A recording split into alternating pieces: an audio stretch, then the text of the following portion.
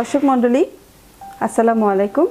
আমি professor doctor Selina Akter, স্ত্রীরোগ বিশেষজ্ঞ, আপনাদের কাছে আজকে হাজির হয়েছি গর্ভের বাচ্চা কিভাবে ছেলে অথবা মেয়ে হয় তা বলার জন্য। সমাজের একজন সচেতন নাগরিক হিসাবে এবং একজন স্ত্রীরোগ বিশেষজ্ঞ হিসাবে আমি এর প্রয়োজনীয়তা অনুভব করলাম। কারণ ইদানিং ইন্টারনেট, ইউটিউব এবং আরও কিছু সোশ্যাল নেটওয়ার্কিংয়ে এমন কিছু কুসংস্কার আচ্ছন্ন কথাবার্তা এবং ভিডিও আমি দেখেছি, যা দেখে আমার মনে হয়েছে যে একজন স্ত্রীরোগ বিশেষজ্ঞ হিসাবে সবাইকে আমার এই কথাগুলো বলা দরকার।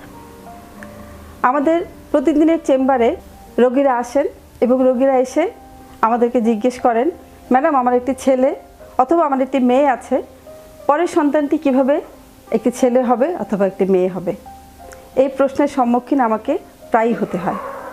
এই প্রশ্নের উত্তর জানার আগে আমি প্রথমে সবাইকে জানাতে চাচ্ছি একজন ছেলে এবং একজন মেয়ের শারীরিক গঠন অথবা জেনেটিক যে গঠন সেটা কীরকম হয়ে থাকে।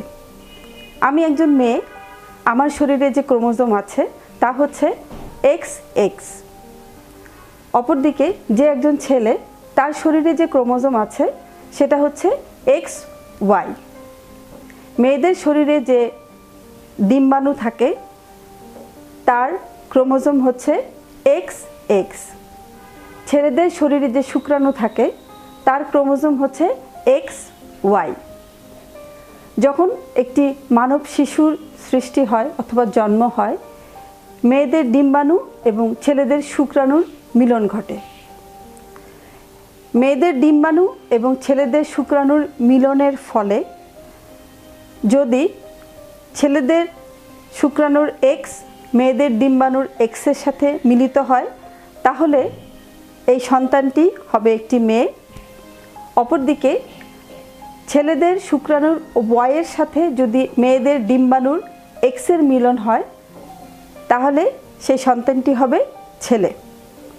দর্শক মণ্ডলী, তাহলে আমরা খুব পরিষ্কারভাবে বুঝতে পারছি ছেলে এবং মেয়ে হওয়ার পিছনে মেয়েদের ডিম্বাণু তথা ওই মেয়েটির কোনো ধরনের কোনো ভূমিকা নাই।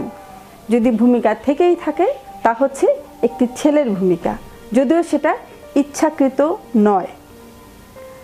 অনেক সময় আমরা দেখে থাকি গ্রামগঞ্জে একজন ছেলে তার বংশ রক্ষার জন্য শুধুমাত্র একটি ছেলে সন্তানের আশায় একের পর এক বিয়ে করতে থাকে, যেখানে ওই মেয়েটির একটি ছেলে অথবা মেয়ে সন্তান জন্ম দেওয়ার উপর কোনোই ভূমিকা নাই। তার জন্য তাকে প্রতিনিয়ত গঞ্জনা বঞ্চনা সব সহ্য করতে হয়। সুতরাং সন্তান ছেলে অথবা মেয়ে যাই হোক না কেন, সেটি কিন্তু সৃষ্টিকর্তার ইচ্ছা। আপনি যদি খাঁটি মন নিয়ে আল্লাহর কাছে ছেলে অথবা মেয়ে চান, আল্লাহ তাআলা নিশ্চয়ই দিবেন। কিন্তু এই রকমের কুসংস্কার অথবা অন্ধবিশ্বাস নিয়ে না চলাই ভালো। সন্তান ছেলে অথবা মেয়ে যাই হোক না কেন, সন্তান আপনারই। সন্তানকে আপনি যদি সুশিক্ষায় শিক্ষিত করেন, তাহলে সেই সন্তানই আপনার জীবনের অমূল্য সম্পদ হবে এবং সেই সন্তানই সমাজের উন্নয়নের জন্য ভূমিকা রাখবে। সুতরাং দর্শক মণ্ডলী, আমি আশা করব এতদিন আপনাদের মধ্যে যে ভুল ধারণা ছিল সেটা আমি ভাঙতে পেরেছি। সবাই সুস্থ থাকুন, আনন্দে থাকুন, এই বলে বিদায় নিচ্ছি। প্রতিদিন স্বাস্থ্য বিষয়ক টিপস পেতে ফেসবুকে হেলথ কেয়ার বাংলায় থাকুন অথবা ইউটিউবে সাবস্ক্রাইব করুন হেলথ কেয়ার বাংলা লিখে।